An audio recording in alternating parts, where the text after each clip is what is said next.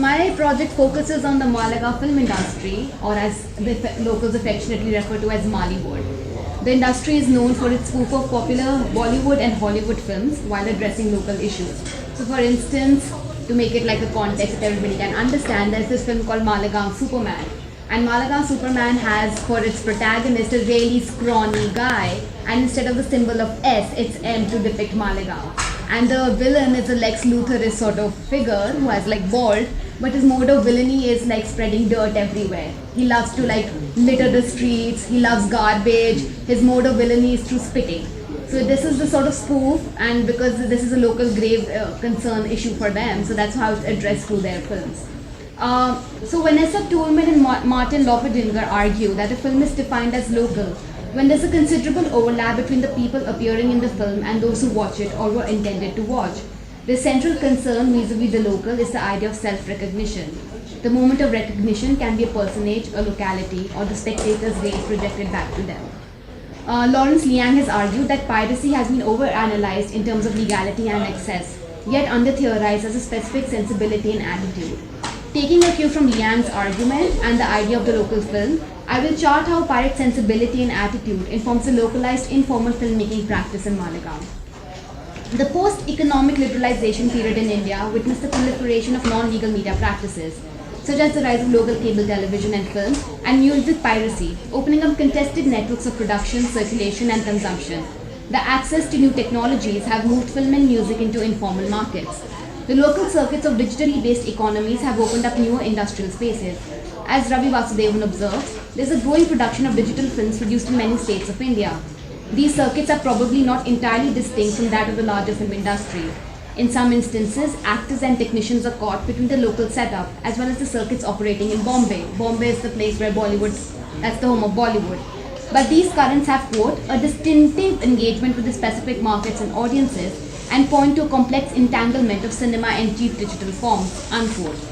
So Malegaon is one such circuit. So just to give an idea about what is Malegaon, where it is.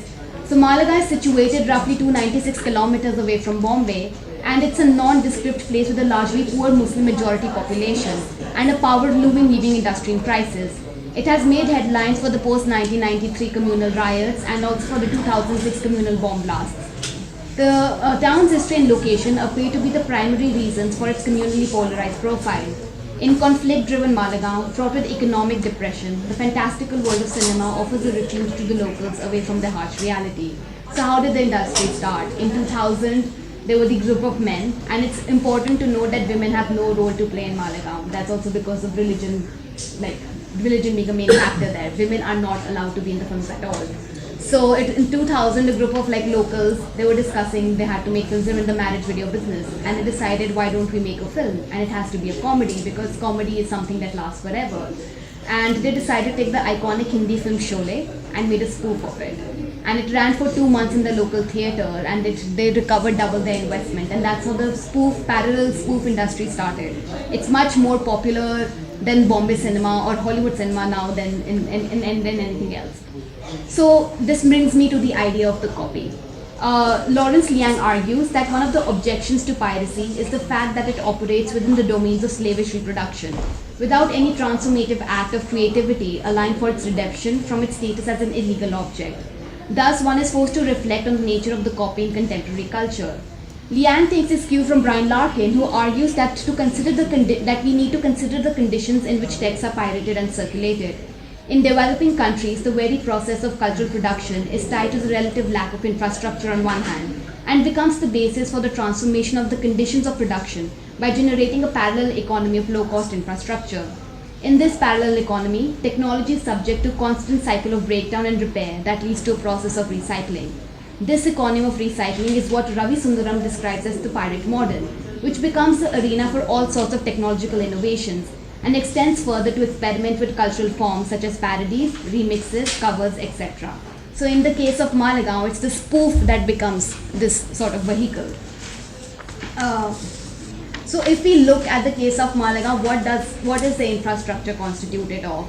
The first would be the waves of VCDs and DVDs. So VCDs and DVDs, which VCDs and DVDs? Not exactly the popular Bollywood blockbusters or the latest Bollywood blockbusters. That would be somewhere about the 60s or 70s. where there was this really popular angry young man figure in Bollywood that was really popular. Those films are popular. Charlie Chaplin films are popular. Kung Fu films are popular. And the B grade and C grade films are popular.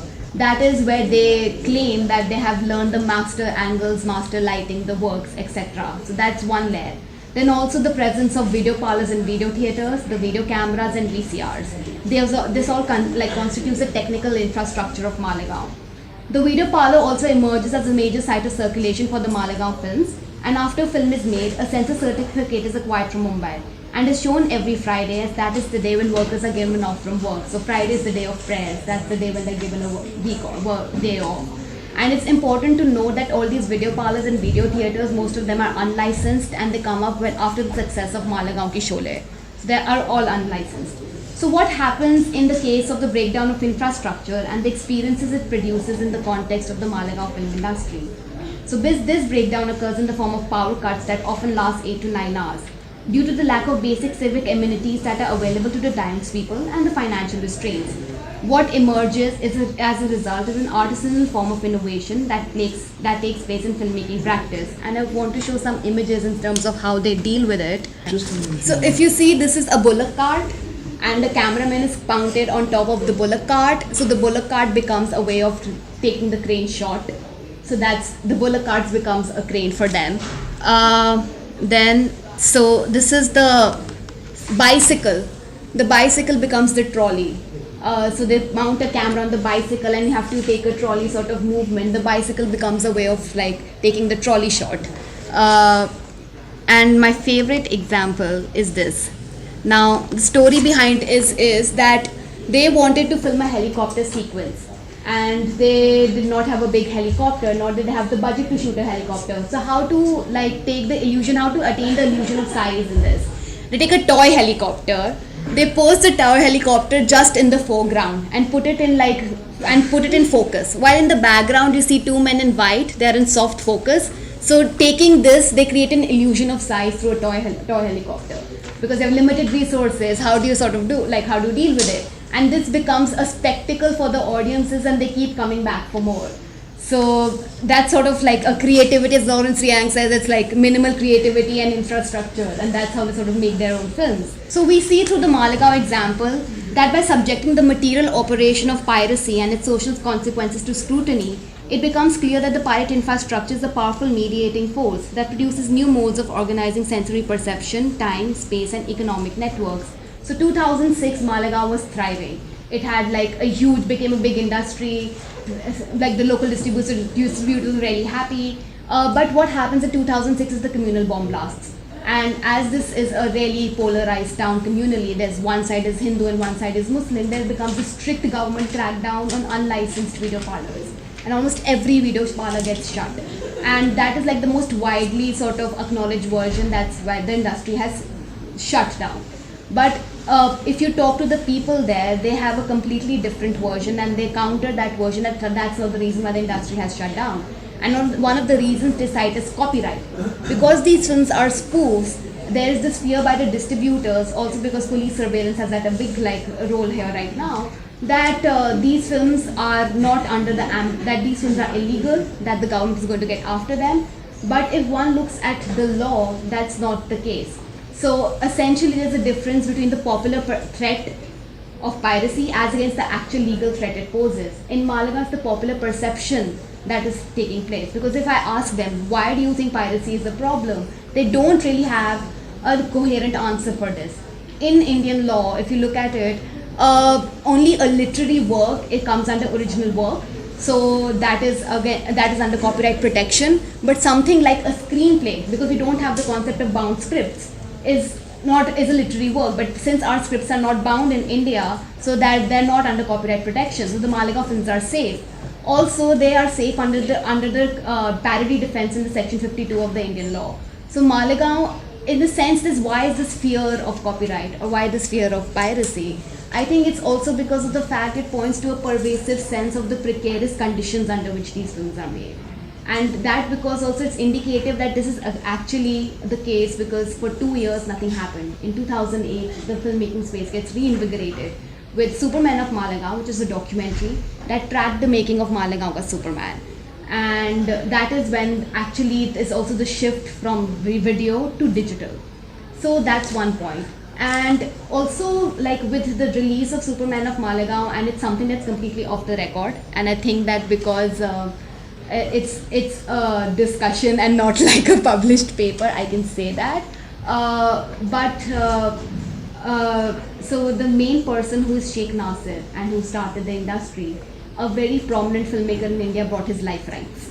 And I don't know what life rights is, but there's apparently life rights for 2 lakhs, which is around 2,000 pounds, I think. So they bought his life rights, and Superman of Malegaon. So none of the Malegaon films are now available in the market unless you go to the Malegaon film industry. She threatened to stop the release of the documentary Superman of Malegaon in India because she had the life rights of this person. So that became like a legal. She threatened not only the filmmaker but the distribution chain as well, that if you're going to release it, I'm going to pursue legal action. So that also is something that I think that needs to be considered. I don't want to go further with this, but I want to show a clip from Superman of Malegaon.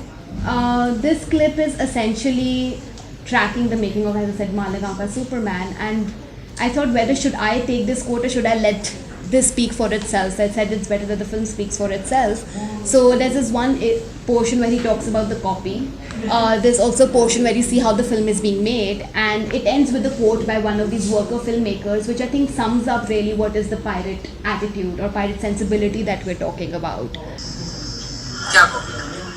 तो Superman copy नहीं कर सकते, dress blue नहीं पहन सकते, red उसके ऊपर sticker नहीं लगा सकते, तो एस की जगह एम नहीं कर सकते, लोकेशन वो नहीं है, म्यूजिक वो नहीं है, आर्टिस्ट वो नहीं है, स्टोरी वो नहीं है, स्टोरी सब वही रहती है। हर पिक्चर के एक हीरो रहता है, हीरोइन रहती है, एक विलन रहता है, म्यूजिक रहती है, वो कुछ डिस्टर्बेंस कॉमेडी रहती है। तो हमारे पिक्चर कुछ अलग ढंग से, लोकेशन वो भी नहीं है, तो क्या कॉपी है इसमें?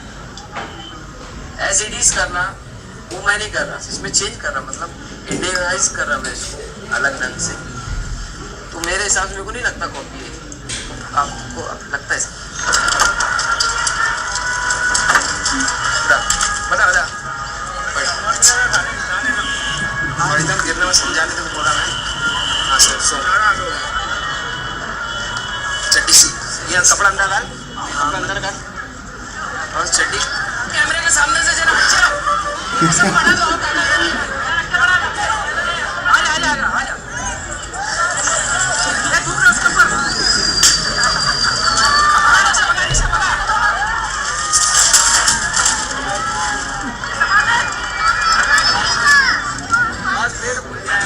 सुपरमैन इतनी बड़ी हिट है, फर्स्ट पार्ट, सेकंड बनी, थर्ड बनी, फोर्थ है, फिफ्थ क्यों रिपीट करा उसने? फर्स्ट का रीमेक क्यों करा? वो तो और आगे स्टोरी बढ़ सकती थी ना। इफेक्ट नहीं ला पाया ना जो होना चाहिए, जो इफेक्ट आना चाहिए, ग्राफिक्स कम रखा उसने, बहुत से लेना चाहिए। अरे लोग क्या देखना चाहते हैं?